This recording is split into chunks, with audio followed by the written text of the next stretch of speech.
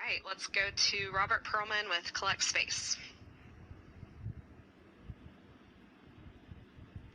Hi, Robert Perlman with Collect Space with a question for Kate. Given that we are coming soon after you arrive on space station, you will arrive at that 20-year milestone of continuous human occupancy. I was wondering what your own memories are of Expedition 1. Do you have any specific memories of the mission you can share? And what does reaching this milestone as an international group of agencies mean to you? What does it say about our advance in spaceflight? Thanks. I think it's just incredible that we've had a space station with continuous human presence for 20 years.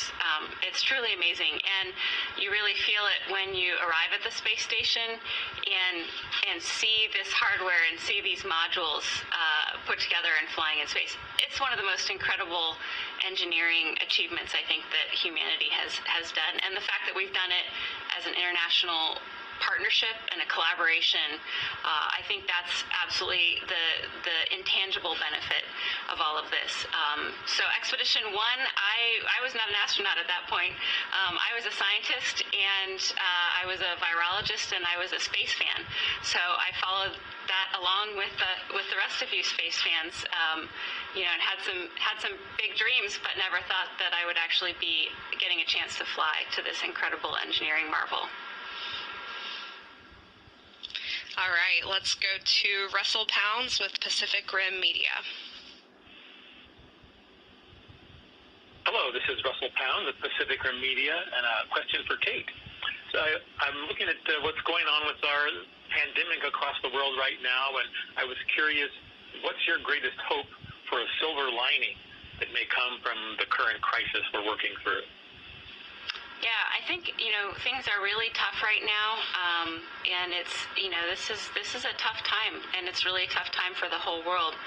What we are seeing from the field of science is really an incredible amount of effort. I have never, as a scientist, seen so many scientists working towards one goal. And so you can see that with the people that are developing diagnostics for the virus, developing vaccines and therapeutics. Literally, the world's scientific enterprise is focused on solving this problem. With that, let me turn to Kate Rubins. Kate, you are a scientist, and you participated in hundreds of science investigations during your last mission. What are you most looking forward to for this mission? Can you tell us about some of the science? Yeah, absolutely. I'm really excited about the expansion of some of the early work that we did growing cells for long duration in culture. So I'm a biologist. I tend towards getting really excited about things like growing cells and culture.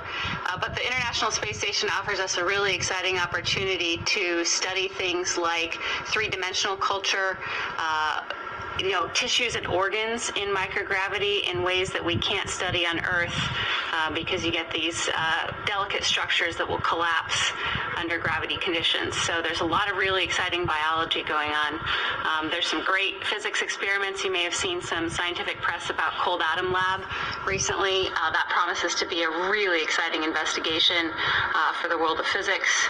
And of course, I'm looking forward to expanding some of the sequencer efforts that we started in 2016 with that team.